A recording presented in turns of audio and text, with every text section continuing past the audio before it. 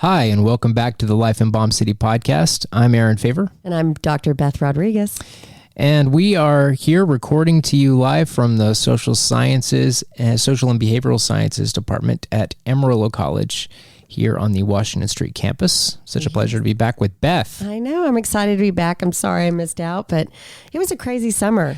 Yeah, you had a lot of irons in the fire. We did, always. Typical, three children. And so tell me a little bit about what you were up to. Well, of course, we were playing baseball.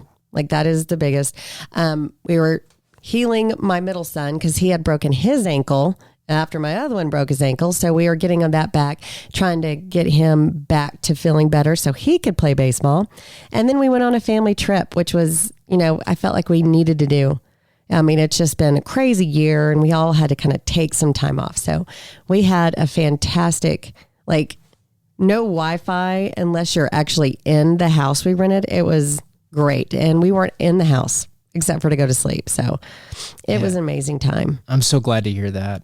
This was a crazy summer, and it was a good summer, but it was kind of the summer of getting back to normal, I guess, a sense of normalcy from what we knew last summer, which was still very, very uncertain about, how we were going to deal with things. I think that there were people and continue to be people. They're very confident moving forward with just life, which is great, and I think it's amazing. It's always a big question mark with regard to whether or not a governing body or that is just it's a different animal, and sure they take so many different other types of things into account that maybe just gets written off at the individual level. Right. So anyway, that being said, last summer was different from this summer in that regard, and yet we still have the conversation. Oh, yeah. I don't think it's going to go away. No. Nope. I don't think so. I think the cat's out of the bag. It sure is. Now we're probably going to. It's so hard to get the cat back in the bag once it gets out, isn't it? That cat. Well, this morning, because tomorrow is the 20th anniversary of September the 11th, 2001, we decided that this would be a good morning to talk a little bit about memory and to talk about what we went through collectively and individually on 9/11, to include some of the different aspects that individuals go through, because people that were younger on 9/11 are now older, and so their memories and their brains have changed fairly dramatically, probably over the course of that time. And so I've got a brainy I don't know colleague with me, and somebody who has a lot of insight. This is one of the things that you teach in development, right? And so I have a lot of questions for you. Good. To this morning, and I've this all started, by the way, the idea of memory, not 9/11. The idea of memory, thinking about memory as something that we were going to do for a podcast, started with my son at the grocery store. Impulse buy. Yeah. Which is really kind of funny, I guess, in the sense of, behavior. Yep. So I have a bad thing about finding National Geographic specials and finding them. They always find something that's attracting to me. And memory, the title of it, in case you are wondering and want to look it up, we'll be pulling from what it is, how it works, and ways you can improve it. And so off we go. Yeah. What's really funny, I guess it's not funny, but for the longest time, when I first started teaching the memory section of all my classes, I would bring up the idea of a flashbulb memory. Have you ever heard of that before? Okay, like the flashbulb. It was in the National Geographic. I'm like, oh yeah, I've heard of it, but I think it was yesterday when I was flipping through it. Then you have. But the flashbulb memory is basically a memory that is so vivid and has so much emotion and everything that's evolved around it, that when you think of it, it's like a snapshot. And you can remember what it feels like, what it tastes like, exactly where you were, the different sounds that are around you, everything about it that it's just like a great memory, and not a great memory, but it's a, like in the sense of a memory, it is a good memory. Now, the truth is most of the time it's bad events that we have as flashbulb memories. And when I first started working here, I would bring up 9/11 as a collective flashbulb memory. But because of, such the time difference, 20 years, and I can't believe it's been 20 years, but I haven't been able to use that 9/11 as a flashbulb memory because most of these students weren't there. They've been told about it, but they may not have the direct memory, which is the flashbulb. Okay, so therefore, even though they may have like memory of it, they did not experience it. And so therefore, guess what? It's not a flashbulb memory anymore. Okay. Yeah, that's okay. That's what that noise is. Yeah, it's good. But just one thing real quick. We are in a different studio and it's like our own now. So it's kind of cool. So we are going to be fixing things. But Go Badgers. Yeah, I can't use that as flashbulb memory anymore because a collective one, because it's something that not everybody's experienced directly. So the sad thing is I again tried to find a collective flashbulb, like something traumatic or something that's happened. And the sad thing is even the stuff that's happened that's bad is not as surprising to people anymore. So there's no collective flashbulb because we're used to now, and this is the worst, we're used to school shootings and mass shootings and bombings because it's happening now here. But before, 9/11 was like the first thing that had happened on U.S. soil that was like, what just happened?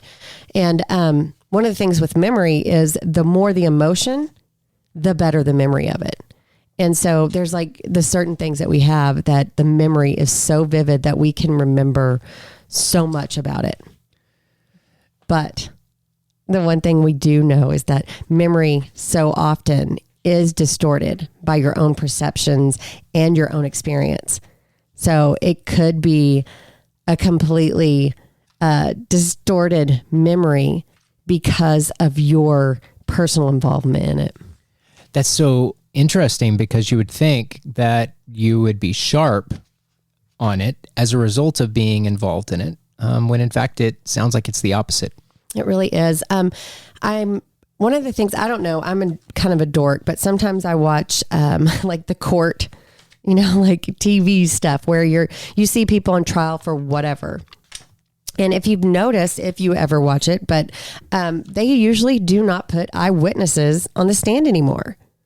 And it's because our memories aren't very good. They're distorted by our own beliefs and our own situations and our own experiences. So even though, you may have witnessed something, like, were you really paying attention to that act? Because most of the time we're not. Right? We are paying attention to our own things. So we, kind of may switch our attention for a minute and catch the end of it. And someone may say something like, oh, did you see that guy? Usually, because it's easier to say guy than girl. It's shorter. But obviously you're ignoring all the whole spectrum of other things that it could be. Oh, absolutely. For sure. And that's the thing is like the idea here is that as soon as somebody even mentions something, it triggers a memory, makes you think of something before you even have time to fully process the information and make your own memory. That's so interesting. So if you were someone, this flies in the face of what we want to hear about though, for example. On September the 11th. And maybe we should go ahead and just visit about the event for a moment. Sure. We had 4 hijacked aircraft that were being piloted by essentially kamikaze style Islamic jihadists. And they flew those planes into 2 of them into the World Trade Center, both towers. And then we had the collapse of both of those towers and then a 3rd tower later. And then we had the Pentagon, which was hit.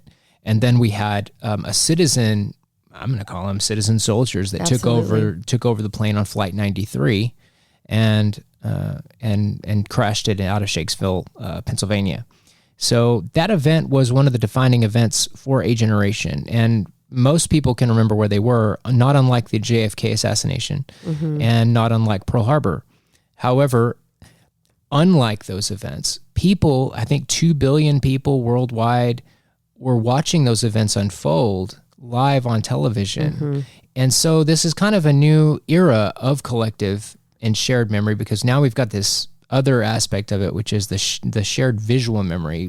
We always think, or a lot of folks think that, at certain times that the famous video of JFK getting shot, which is so graphic, right? I mean, if it were made today, it would be extremely graphic and not fit to play on probably on NBC News or anything else. Not that they wouldn't do it just for the ratings and their business model, but they probably would not do it because it would be so graphic. On the other hand, that film didn't emerge until a little bit later. And so when people heard the president's been shot, that's not what they were seeing. Right. That's not what was running on the news that night. Wasn't anything like that. But I remember at the time, there was a conversation about how healthy is it for us to watch these planes exploding into the towers over and over and over and over again, which is what was happening. Right. And it's true, because then, that is what we remember. And of course it is. Anytime that we have vision, we see things over and over, it does become, start to become a part. What do we think of almost anything, right? People were terrified of everything because of this, not just, the Twin Towers, not just, the extremist, right? It became almost anything that was involved with it caused that fear, because you could see it in your head over and over. And it was over and over. And then you got to see the really crazy, so realistic part of it is what do you do? If you see the plane coming and you're either on fire, and then we started seeing people jump, and that stuck in people's memory. And, because it was extreme, lots of emotion involved, because you can, you start to imagine what it would be like what would you do? Right. And so when you do that, right, it just comes a lot more extreme. And then you do remember, because it elicits a lot of emotion, and the more emotion, the better the memory. It doesn't mean it's the most correct memory. No, it just means that your perception of that memory, the more emotion there's involved with it, that's what you're going to remember. It's fascinating. There's one instance that I can think of in the last, 20 years. It took place about 10 years ago, and I was at a conference in which they were talking about strategic surprise, and they had all kinds of individuals that were speaking there. But one of the ladies that was there was older. She was probably 90 years old, but she had walked out of her front door on the morning of December in 1941 and saw the Japanese planes flying, she said within 200 feet of her head. Wow. And she said she could very clearly make out the markings and she knew that was a foreign plane. Why does that matter? If on one hand we have that collective need and desire to know what happened. What happened? How could this happen?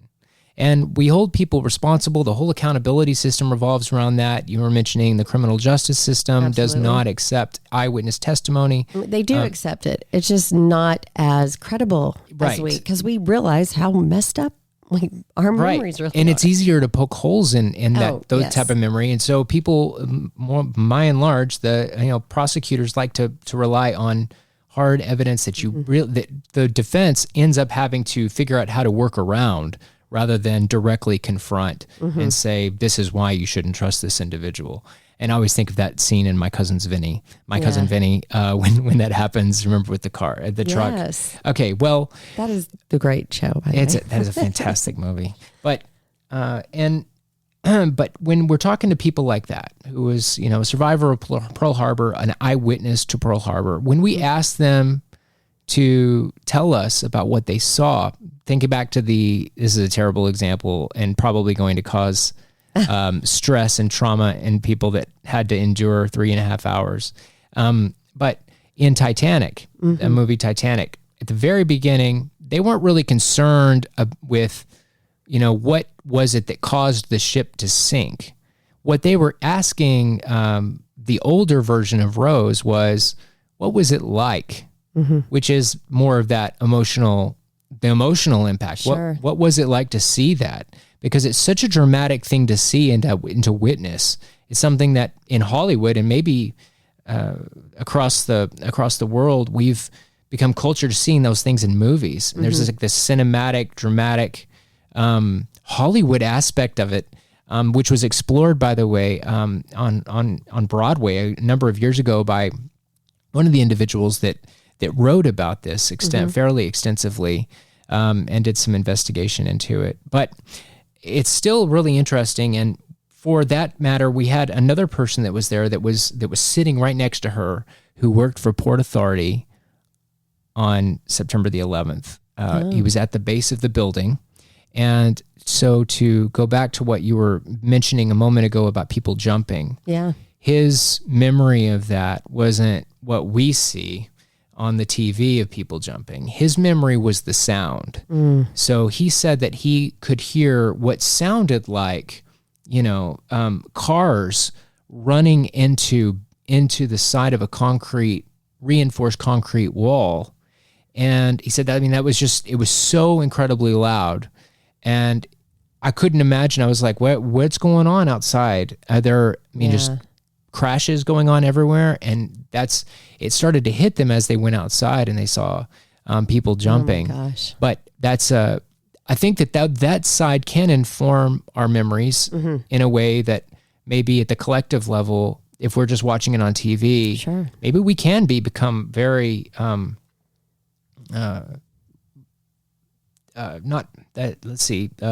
scarred is not the right word, but scars that takes place, what is it? Numb to the feeling, to the sense. And that can maybe bring back some of that. The 911 phone calls are another thing. But it all kind of trying to wrap our mind around it 20 years later does kind of play into that sense of the personal and the need and the desire to have a collective story to be able to visit about. Yeah, I think that, it's really neat that, people still do talk about it, and it's like the need to remember so we don't forget because of the people who were heroes that saved, who knows how many people by risking their own lives to take the plane down. Right. And then also, the firefighters or first responders that came in and, worked and then didn't make it out. And I think that, when we talk about it, it really does make it more of a personal side of it. Right. So it could be remembered completely different. I'm thinking of the kids of the firefighters that went in, right? They would experience it completely different. Like we would experience the idea that, these people are going in, they're great. But then, even to see it from their side, like, okay, one of them, I heard a story this morning that one of them, the dad was actually on light duty because he was hurt. But as soon as he heard about it, he went. He took, he got jumped on a news van. That's what it was. The news van was heading that way. And then they wouldn't let the news van in. So he ran and found an ambulance, got on the ambulance so he could get there, even though he was hurt and wasn't even supposed to be at work, but he wanted to make sure he was there. And so we don't know those stories. And so while we think, oh God, these people are heroic, we don't know the whole story. And I think talking about it, it even enforces that memory of, wow, what a big, huge impact this was to society as a whole. Individuals, how many lives did it actually touch? And I think that the memory of it is definitely different for people who had that a personal connection to it than the people who maybe were across the country, like in Texas, watching it on TV. It seems to me there's also another dimension to memory at the collective level, which is how we preserve it. And as a society or as the United States of America and the people, how do we spend payer dollars to negotiate this. How do you represent all the different dimensions of that and make people feel it in a way that is going to have lasting impact? What's more important, the lasting impact? And I guess you've got to make some concessions. What's more important is the emotional impact, or because you said that's what makes us remember better, or is it more the accuracy of everything? So if it's the emotional side, then if you're someone who is very methodical and is thinking about, well, that didn't happen like that while you're walking through a museum, well, that's a problem because that's a collective at the collective level. But, seeing things like, the helmets of firefighters who, these are the really difficult things to witness. I remember being, and I'm not trying to go there, I'm not making any comparisons. At the same time, it's important to that idea of preservation of memory. Remember years ago, I read a book about the making or the creation of the Holocaust Museum in Washington, D.C. And the Holocaust Museum is really unique because it was one of the first museums in history to be so scientifically from the perspective of the brain, meant to bring you to a certain place.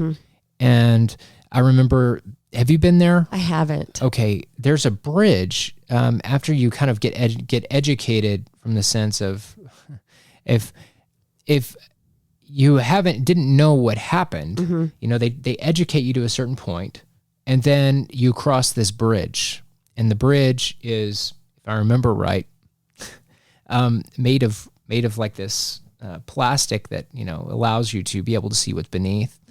And underneath that are shoes, and they're empty shoes. They're all leather shoes, and they're real shoes from those individuals that perished in that awful series of events. But on the walls are the doors to the crematorium ovens, and so. Once you cross that bridge, you're crossing a style of threshold that is not going to be pleasant to look at. That's kind of like the big disclaimer. Hey, if you've got young children, whatever you do, you be careful about what you let into their little eyes, because what you're about to see is something that, can be traumatizing to look at and watch. Yeah. And if you let it into your heart, maybe that emotional side of the history can have a more dramatic impact that might skew your perspective of how it can happen. On the other hand, on an event like the Holocaust, or a series of events like the Holocaust, it seems valid to say you need that emotional impact to understand what happened. I think that the truth is, I don't know if I've told you guys, but I taught history in 8th grade, right? And nobody likes, in 8th grade, it's not like, oh, social studies is so fun. But it's crazy how as you get older, people start to really have more of a draw and a more enjoyment of history. And I think it's because there's more emotion involved in it.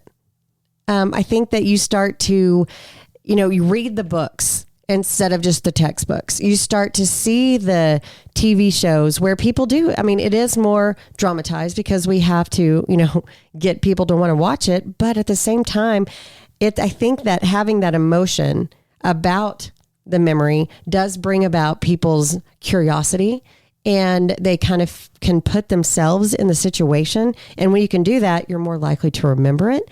You're also, you're more involved, you're more engaged with something if it is more of a personal situation.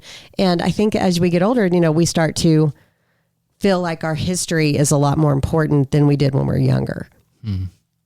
That's I think, a really valid point. And, in addition to that, it also explains the need and desire to to visit about these things more. It seems to me people that get, I mean, that was what connected me to history, or when I was younger, was visiting the Alamo. Yeah. I remember very vividly reading the letter, and I had to have somebody help me read the letter because it was written in cursive. Yeah. And I was a little kid, and I remember though thinking, what I mean, that is incredible that they knew, and it was still today. It's unimaginable to think about.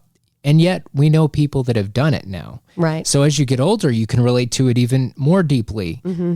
Those guys that died at the Alamo did so, and people are going to take shots and snipe at them from all parts of the social justice world. I understand the criticisms, but don't take anything away from their courage, or their heroism, or the cause for which they were fighting. For the simple fact that these are individuals that knew they were going to die, particularly the individuals that came from Gonzales. Yeah. I mean, do you know anyone who would leave the safety of the place they were at to go reinforce a mission that was being surrounded by 5,000, will eventually be 5,000 Mexicans, and eventually lead to the mass slaughter of every single individual there? Yeah. I mean, it takes an incredible amount, and yet we think about the firefighters. Right. That's their job, though, right?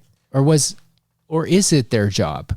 I mean, it plays into all these factors, and of course, one of the things that also kind of reinforces that question is the fact that we have changed to some extent the firefighting strategy around that type of an event. We hadn't had anything happen like that before. Sure. So we lost, I think, 300 plus firefighters, first responders on that day, that morning. And the early estimates, do you remember they were like 40,000 people, potentially 440,000. They were trying to prepare the public for a dramatic amount of loss, more than any of the country has ever faced in one day, maybe with the caveat of the series of days at Gettysburg. Mm-hmm. And so, but I mean, there was no video of that, so people had no idea of how to register what had just happened on an existential level, and what does it mean on a religious level, and what does it mean for us going forward? How do we respond to something like that? And those are all difficult,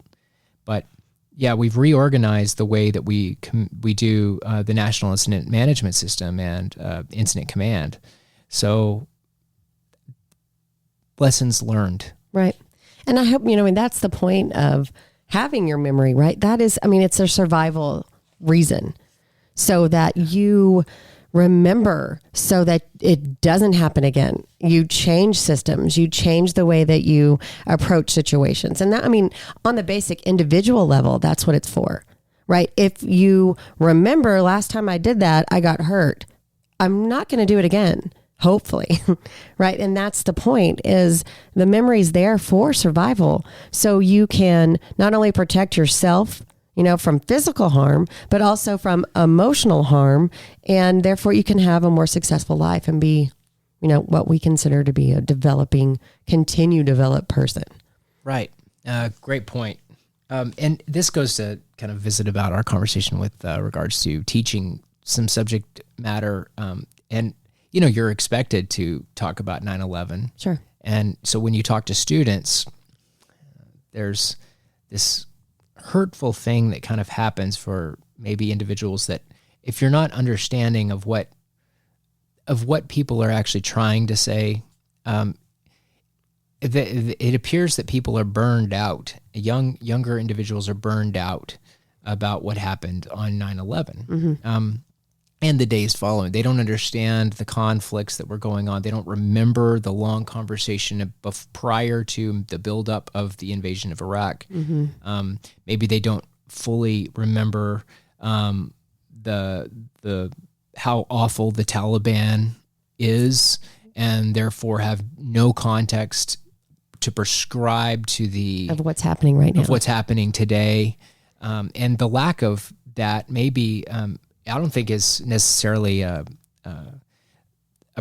issue of us trying to remember 9/11 every year, but to some degree is going to fall on the accountability of those younger people. And they're kind of handicapped at that point. Sure. And it's not their fault. Right. It's a developmental thing, right? Sure it is. I don't know. I'm legitimately right. Yeah. I'm asking from this National Geographic magazine. Yeah. It says ages 13 and older. I mean, their frontal brain regions involved in their working memory, which would allow them to contextualize it and to think critically about it, aren't fully developed until they get into their 20s. So all these videos, is it healthier to just not play anything about it and then go back and contextualize it after they get older? Or is it better to contextualize it over and over and over again every single year on 9/11 and then does that make sense? Yeah, I see what you're saying. And it is true. So their brain, the reason we're considered not adults anyways until we get, it's really, what's crazy is that, the definition of an adult is completely different. And the truth is we really shouldn't consider us fully grown until we're that should be the adult. And that doesn't happen for some people, especially that frontal lobe part of your brain physically until you're 20 to 24. So, I think. Is it true there's a difference between male and female? Okay. What is the number for males and females? That's a good question. I don't know it off the top of my head. That's a good question. It is though. It is possible to actually look at the brain and tell if it's female or male. Be an interesting study to find out with LGBTQIA. Mm-hmm. Also, though, what developmental? Let's not go there. I think that it would be an interesting for a psychologist writing doing a study, doing field research. That would be an interesting subject matter to study. There's been a lot of that study on. Probably. Okay. There has been already. On the brain development and everything on those things. But when we talk, I'm serious, the memory. So I don't know, the things, how we remember things younger is completely different than how we remember things older. And I think that, if it is something that is just, you're forced to remember, you don't remember it the same way as if you want to remember, if that makes sense, but that's just things in general. You don't learn things that you have to learn versus things that you want to learn. And I think that goes with your memory as well. So if they are forced over and over to see these images, it becomes kind of like a rejecting kind of thing, ugh. I don't want to have to deal with it. And if there's no emotion put to it and they don't have that personal involvement, or they can't put it into their life because they don't understand, their memory of it is going to be a lot different. And I think that, I don't know if the earlier we have them, exposed to it, I don't know that can make a difference. It depends on the individual every single time. And that's why with memory, it's so interesting how it works, because it's depending on that personal experience and your perception of it. And if you deem it important, great. And if you don't, okay. It's going to be different and you won't have the same memory of it. And from the opposite angle, it seems that seniors, according to the article, do appear to have an advantage over younger people in this regard. Particularly with the ability to contextualize things, which is not surprising with the amount of experience that people have. Even if they're not someone who's studied the subject matter, intensively, just living and being alive provides you with tools that allow you to figure out how to manage and contextualize those things so that they make more sense. Right. And maybe don't... jar you is not the right word. Traumatize you is not the right word. But maybe influence you to the degree. That's a good way to put that. But maybe think about it more from an analytical perspective. Mm-hmm. Well, okay, this comes up with the intelligence and memory thing. We do have different intelligence. We talk about it in layman's term all the time, which is street smart and book smart. Right. It's really crystallized and fluid intelligence. That's what it's considered. But as we get older, right, we lose the idea of street smart. Well, it's not like don't have the common sense. It's just that you've already experienced it. So there's not a whole lot for you more to experience, but your book smart continues to increase that intelligence because you do have more contextual to put it into your real life, which means that you're going to remember it more. So if you have that personal interaction with it, you have an experience with it, you're going to meet more people, you're going to have more experiences, bigger perception. It's going to kind of like broaden your horizon. And therefore, because of that, you do have more of a personal, interaction with different things that you're learning about. And because that, your memory becomes better and you have more what we consider book smart at that point. That continues to increase. Where your fluid intelligence or the idea of the street smart can only, increase to your experiences, right? There's a certain point where you're not going to, like, this is not a new experience.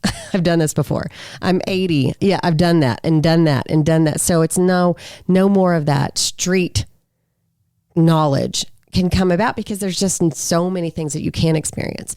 And I think that has to do with memory a lot. And that's why I think that, it talks about, you have the ability to contextualize and really understand something because you've had more experiences. Have you seen the new trailer for the new prequel for The Sopranos? I haven't. My gosh. It's on HBO though, yes. It's going to, I think it's going to premiere. It's going to follow that new business model where they premiere it on HBO Max. So they're trying to get people, but also it'll be at the theater. I'm definitely going to the theater. So they're doing a dual premiere and I cannot wait to see, I was just an avid follower of The Sopranos. I was a late comer into it. So I came in the third season. Okay. And it had already, I think it came out, 1999? Yeah, and probably. Played all the way through. And you could actually see on the show like a pre 9/11 and a post 9/11 aspect of the way that, for example, their interactions with the Federal Bureau of Investigation when as they were trying to work to deal with the transnational organized crime elements that the Sopranos were a part of. Right. Particularly with Tony Soprano, though, we've got this new movie that's coming out that's about Dickie Moltisanti, Chris's dad. Okay. And it's going to be a young Tony who is, I believe played by, what's his name? The son. He's the son of the lead actor who played Tony Soprano, who passed away. What's his name? James Gandolfini. Oh. His son is going to be playing him or the younger Tony. Yeah. It's hard to imagine James Gandolfini if you haven't ever seen Crimson Tide. It's hard to not put him into just that's who he is. Yeah. He's Tony Soprano. Exactly. But that's obviously not the case. Extremely nice guy from what I hear in real life and very, very kind. Mm-hmm. But he always was really good at playing those types of characters. Sure. And one thing that I remember about Tony Soprano that kind of maybe helps color what you were mentioning a moment ago about what did you say? It called the crystallized and fluid memory. Mm-hmm. So like the book smart and the street smart. Okay, is the crystallized the book smart? Yeah. Okay, and fluid is the street smart. Okay, so his street smarts or his fluid memory is what or fluid intelligence is what allows him to prosper as a thug, sure. as a young member who's wanting to, or a young guy who's wanting to move up in his organization, and his life aspirations revolve around that that endeavor. His street smarts are what gets you by in those situations. It doesn't matter, how many books you read, and you can't read books that'll tell you how to be successful in that world. You've got to know how to do it. And it makes sense, though, that as the characters, and I'm not trying to do any spoilers here for those of y'all that are too young to remember The Sopranos, but maybe too old to have seen it, or maybe thought that it was bad television. Maybe you're right. Maybe I thought it was fantastic television, though. But I wish I could have seen it, but I didn't. We didn't have HBO. I think y'all would like it. I know we would. Y'all would really. But anyway, they broke the sixth season up into two different parts. And you have this culmination of all the things that Tony has learned as a result of having a relationship, a professional relationship with his psychologist or psychiatrist, I believe. And they kind of confuse, Hollywood does this all the time where they confuse the roles of psychiatrists and psychologists. Maybe that's a different conversation for another day. Psychiatrists usually can do medicine. Right. It depends. Yeah. If they still have their medical license. Anyways. And they're not clinicians in the sense of I guess just listening. Right. Which is, Anyway, the point is she's kind of like this weird collective of both of them. And so Tony uses her to visit about, the things that the therapy. And he starts having panic attacks. This is no spoiler. It happens in the first episode. And this causes, you cannot have a member of organized crime talking to a psychologist. No. So that part is probably not reality. On the other hand, it kind of raises all these interesting questions about intelligence. So as he does talk to someone who studies those things and is talking to people from all walks of life all the time, his sense of empathy maybe doesn't change, but his understanding of himself does.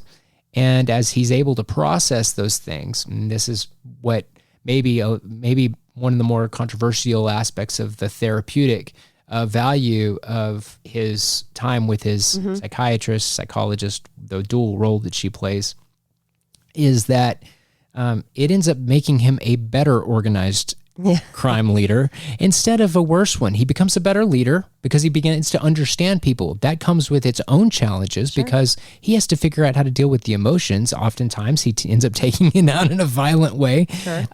But it seems to me that is a good way of thinking about that street smarts and the book smart is that they can complement each other. And people in business, in the business world, people that are in government, we're always harping on the establishment and the class of individual that is, maybe more of a senator rather than a member of the House. It's like a rabble. I always explain to my students, it's like a rabble in the House. They're always competing for attention. And then in the Senate, their role is different. They're kind of they're supposed to be an elitist body. So as it plays into our conversation today about the way we remember things, it seems to me that it does make a difference to have that senior advantage, as identified by on the fictional level, Tony Soprano, and on the nonfiction level, any type of reaction that someone like President Bush or the Congress, the voting on the first authorization of the use of military force in Afghanistan and the second one in Iraq, where we sent our young gentlemen off to war and had them fight a determined enemy who wanted to kill as many Americans as they possibly could. So taking the fight to them rather than just waiting, and walling up our defenses, taking it to them, which probably has a certain experiential aspect to it as well.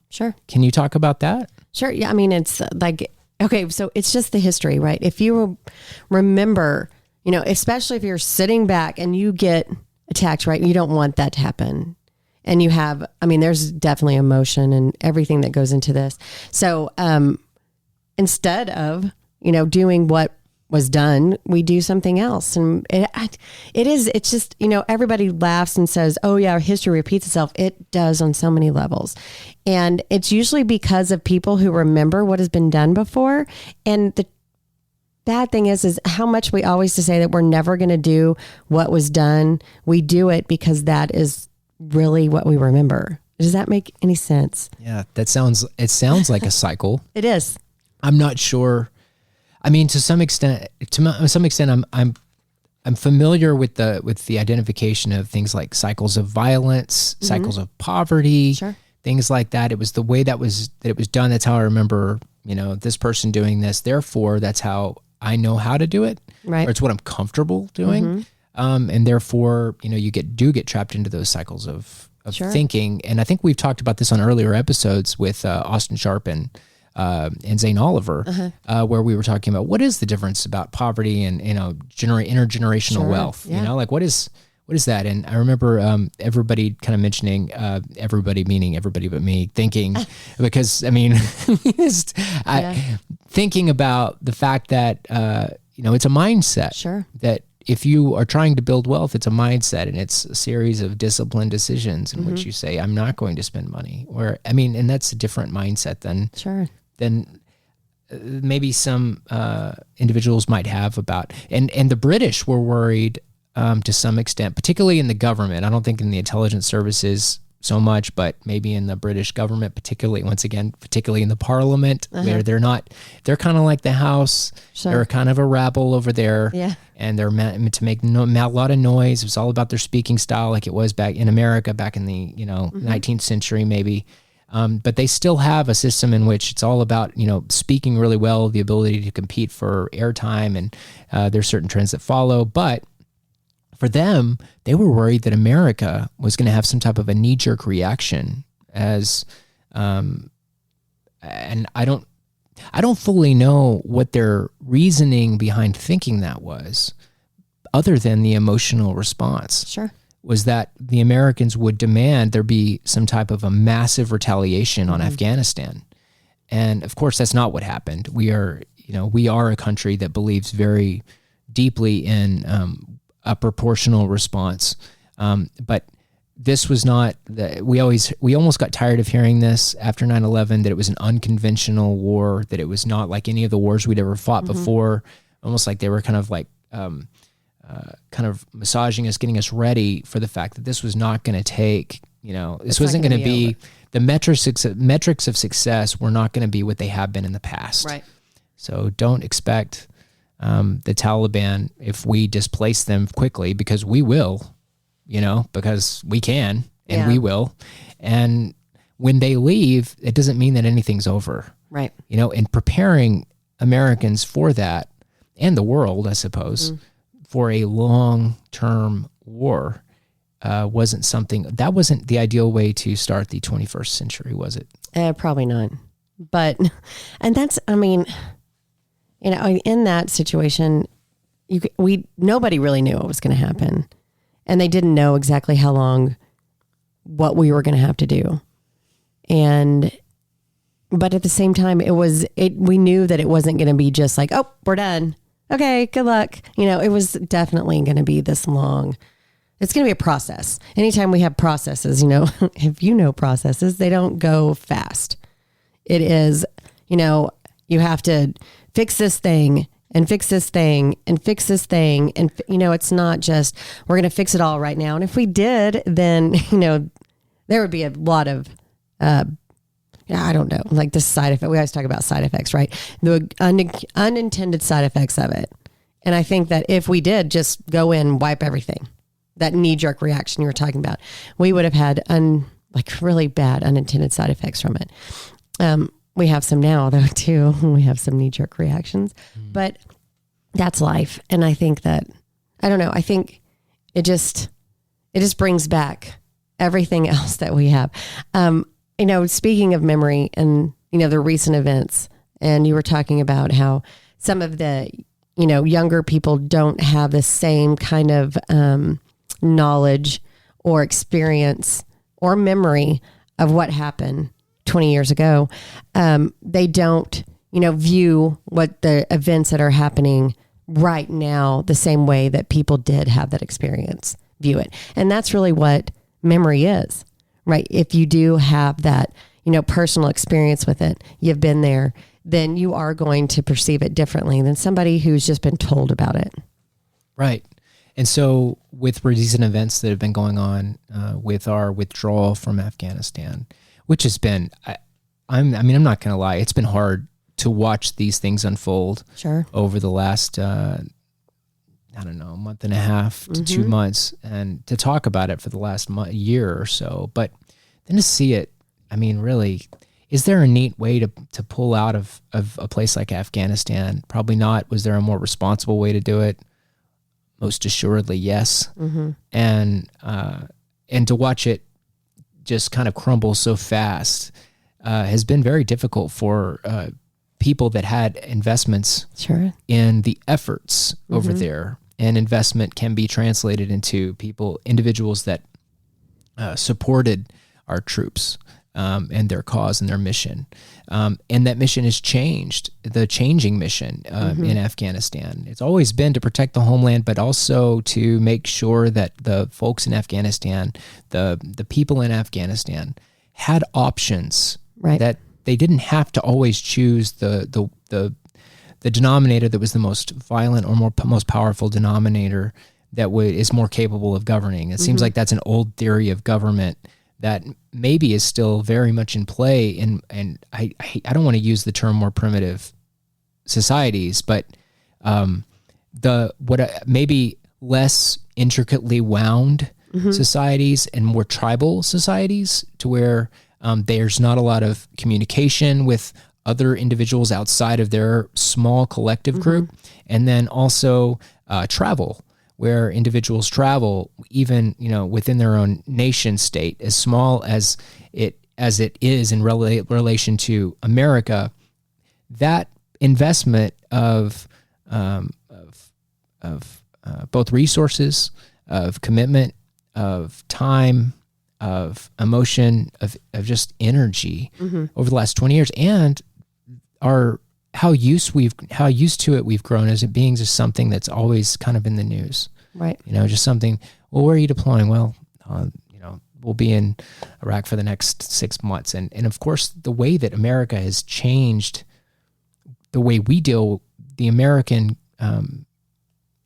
military looks at trauma has changed, because we've learned over time what a healthy, if there's such a thing, what is a healthy amount of time to stay in country, and how can we mitigate these to the very best of our ability in terms of PTSD and a lot of the other issues that our soldiers came back with. Sure.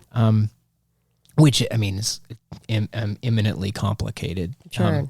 Well, it's you talk about PTSD, and that it does have a lot to do with memory and the emotion, and the brain's inability to really comprehend everything that's happened. It's a, like highly intense emotion situation. So like when I talk about memory, like we talked about, the more emotion, the better the memory, to a point, right? If it's a traumatizing emotion, then actually your memory pretty much sucks and can actually shut down, where you don't even remember things happening. And so, it's like, and especially what had to do with war, because, there's usually loss of life. And when there's somebody loses life in an unexpected way, you're going there for protection or whatever's happening. It is more dramatic and it is more emotional. But in those situations, it actually can make your memory worse. And it seems like, wait, you just said more emotion, the better memory. But it's like, to a point, there is a threshold to where that's not the same. One thing that, you're talking about how in Afghanistan, and I think one of the things that people need to remember is that these young girls that were, born and that have been raised during this 20 years are going to have to learn a whole new way of life. And I think it's going to be harder. I think they're going to be, more resistant to, reverting back to the way they were, because they remember what it was like when they didn't have to do the things that they're having to do now.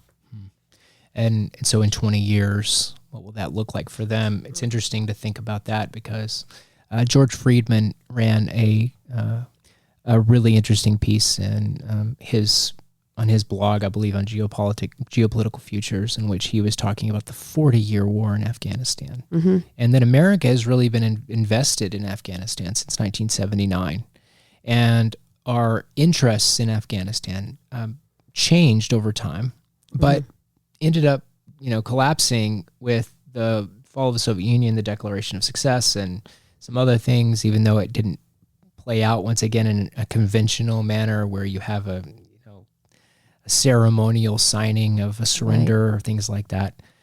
But there was, in that instance, the 1990s, and I was talking to a friend maybe a couple months ago, and we discussed the unraveling of the world in the 1990s and how so much of the angst, both of us graduated high school in the 90s. So we remember being teenagers in the 90s and how angst-strident it was. It was just like everywhere. Seemed like the music, the pop music, everything that was about the 80s, or not the 80s, the 80s too, though. But the 80s was like a different feel than 90s music. Sure. And, I just remember like Nirvana, for example, thrusting the knife into the hair bands and, twisting it. And wanting to see the blood almost. That was the type of angst that it created. And that's what people wanted to see. this is so emotional. Let's go away with it. So let's do away with that and go to a more emotional type of music that's a little bit more like, we're going to resolve this one way or another. And in the 90s, that was playing out on a larger scale. It was indicated by Secretary of Defense Robert Gates in a speech that he made at the University of Kansas. And he says that like in the 1990s, what we found was that like ghosts in science fiction, they rose from the dead, and things that had been buried for 90 years, 80 years as a result of the World War I and the aftermath of it, with the assassination of Archduke von Ferdinand and some other things that, the Black Hand in Serbia, the ultranationalist group, that those things had been almost buried for however long, and it showed that ethnic strife can't just be erased by experience. That gets passed on. And if you don't deal with it, somebody will eventually. So in the 90s, we start having to deal with the Balkans. Yeah. The Balkans is where World War I starts. So, I mean, how do we intervene, and why is it important to intervene? And that kind of leads to the conversation about Afghanistan, which leads us back to 9/11. Right. When we start to learn that Al-Qaeda in, I believe, 1991 forms and persists in North Africa, and then persists into Afghanistan, and then the planning and the carrying out of that attack. Of course, we had multiple attacks prior to that also.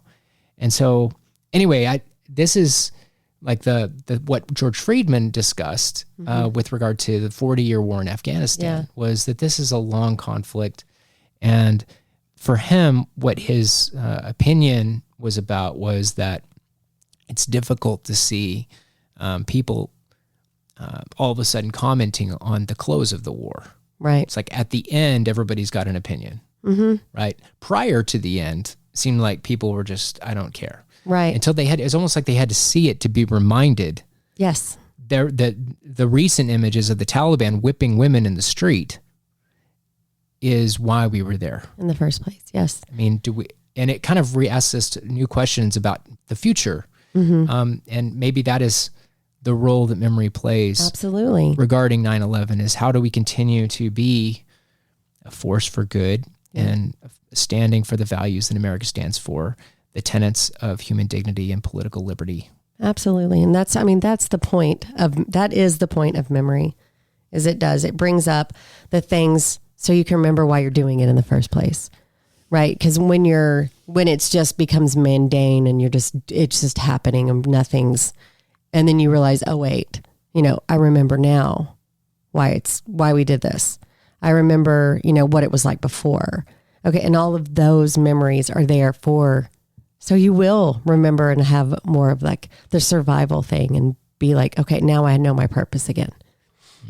I can't believe I just looked down to see how much time, and we try to do, about an hour, and before we, cause we do want to stop, but I just want to make sure that, it is good to talk about it, and I know sometimes there's really things that seem very traumatic and people don't want to, but it is good to talk about. It is good to remember there's a reason. And, 9/11, it was a horrible event. It was not something that people really want to remember, but we do need to talk about it so we can remember the people who were so heroic, who, did give their lives, who were trying to save other people. And I think that just really illustrates what America is really about, is these people. And I want to say, to the survivors and, the people who did lose their life, thank you for everything that you've done, because tomorrow is the day to remember these, the lives lost, but also the people who were very heroic, people who didn't die, but still did help. And, I think that it's very important that is something that we do. I totally endorse what you just commented on. And no doubt it is a result of our heroic efforts of our military, of our service members, of our law enforcement community that has been so deliberate in trying to counter those types of threats to the homeland and and abroad, Sure. in the sharing of intelligence and the sharing of operational resources, things like that has prevented those type of cataclysmic events, and we're just so grateful to you guys, and we really appreciate everything that you've done, and we will remember. Yes. So thank you so much. This has been our September 11th memorial episode. God bless everybody. God bless America, and we will see y'all next time. Have a good one. It's good to have Beth back. Yeah, I'm glad to be back. All right, bye.